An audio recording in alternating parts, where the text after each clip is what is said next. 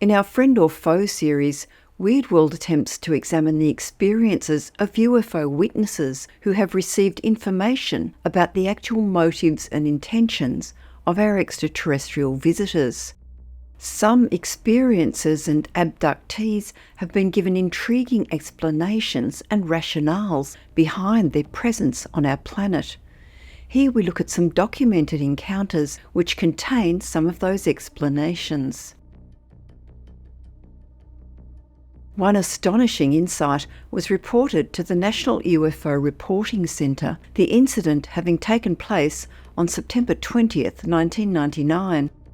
A computer specialist named Tim in Mamoishi, Japan, had just worked a 12-hour shift and was winding down with a walk along the beach when he was startled by a dazzling light followed by a loud boom. The light was then rising and changing colours, whereupon Tim, thinking there had been an accident, approached and tried to call police on his cell phone, which was now strangely malfunctioning. Suddenly seized by a sense of danger and fear, Tim ran, but fell off the path and in doing so injured his hand. Deciding to return to his car, he was confronted by a small figure less than 10 metres away, a being with a huge head and staring eyes. Shocked and terrified, he then spotted a second figure a little further away, also staring with large black shiny eyes that he later described as indifferent, cold, and seeing right through him. The beings communicated with him telepathically, repeatedly reassuring him that he would come to no harm, that they were there to teach, answer his questions, and show him their ways. In answer to his question, they said that he could go home after that. Tim then found himself following the pair to a small platform-like device from where they were all whisked upward about 100 feet into a large triangular-shaped craft. They moved from a dark, rounded room to another space where Tim was told to sit on an examination table. One pointed a pen-like instrument towards the wound on his hand, the procedure feeling like some kind of electrical shock. He was astonished to see that the gash on his hand had completely closed, leaving just a small scar.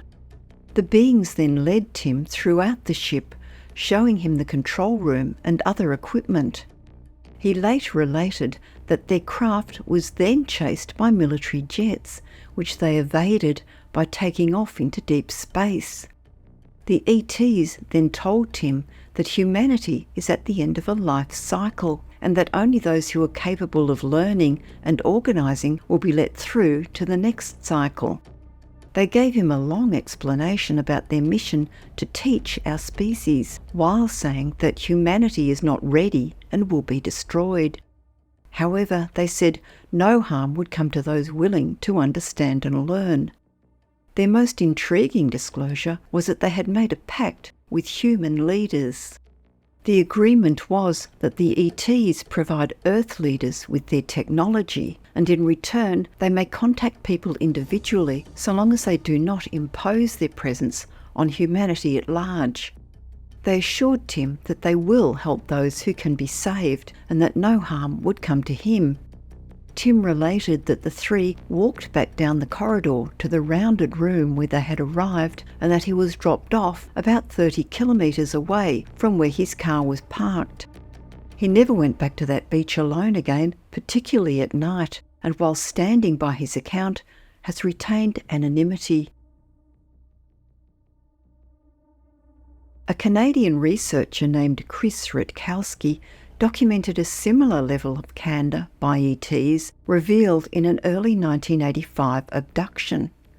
A woman named Veronica was living next door to a hydro station in a Toronto suburb in Ontario, Canada.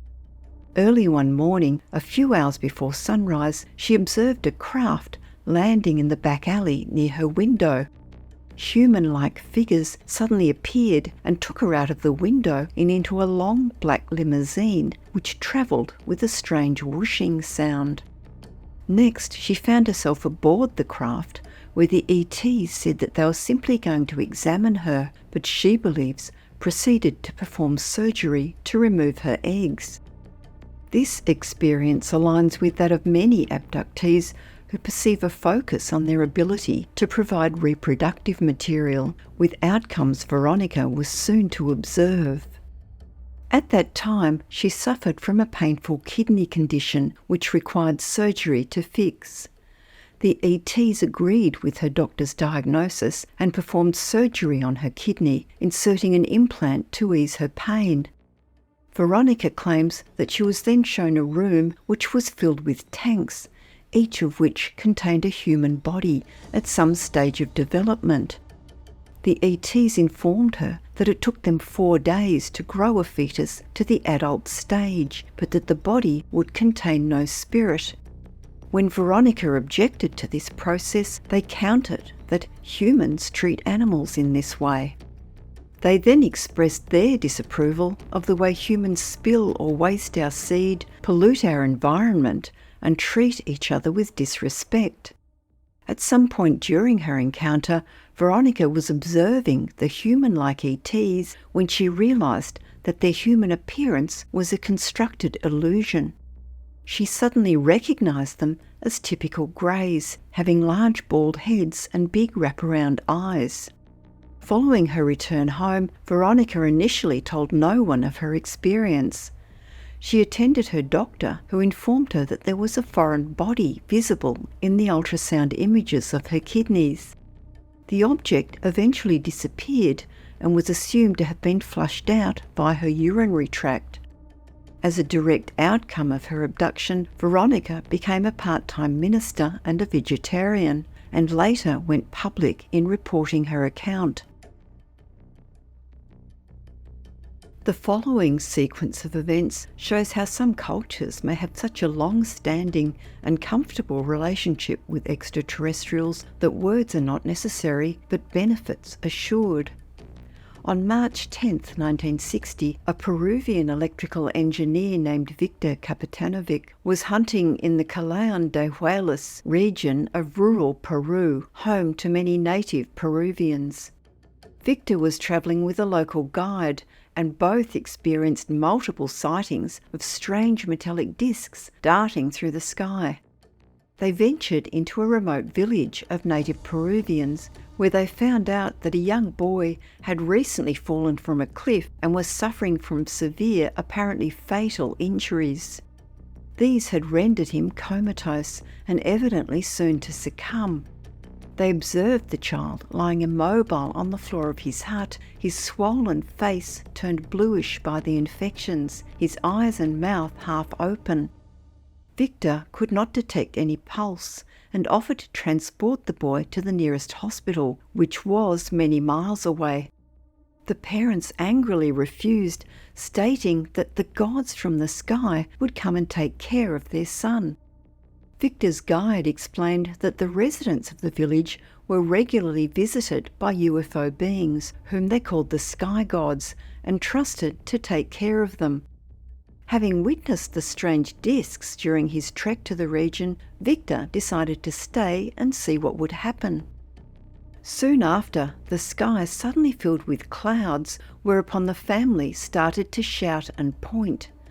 Victor observed what he described as an apparatus resembling a small aeroplane descend from above and silently land amongst a herd of sheep and goats. Initially thinking this may have been the Peruvian military, he was then shocked to see a strange figure emerge from it. It was that of a female who seemed completely human and with pale skin, who was very short and dressed in an unusual-looking bodysuit. She floated towards the group of onlookers a few inches above the ground, whereupon the boy's family sank to their knees and began to pray. The being told them to rise up, and she entered the hut. There she scooped up the child and carried him back to the landed craft, the door closing behind them. After only several minutes, the door opened and Victor observed the boy descend alone down the ladder of the ship. Having seen the child so ill, he initially did not recognise him and thought him to be another child or member of the crew. However, as the boy ran towards them, bending down to pick up a stone and appearing in perfect health, the mother's reaction confirmed his identity as she ran towards him, shouting with joy. There was an emotional reunion where all present embraced, crying out with relief and happiness. Victor immediately checked the boy for the injuries he had previously observed. He could find no indication of damage caused by his fall or evidence of any surgery. The ET woman also exited the craft and briefly spoke with those present, saying that her name was Ivanka and inviting Victor on board. There he met other ETs and was shown a screen which revealed scenes of future events. Victor's encounter began a series of contacts with ETs which altered the course of his life, and he later wrote a book about his learnings from the beings and of the benign, if seemingly utopian, world from where they come.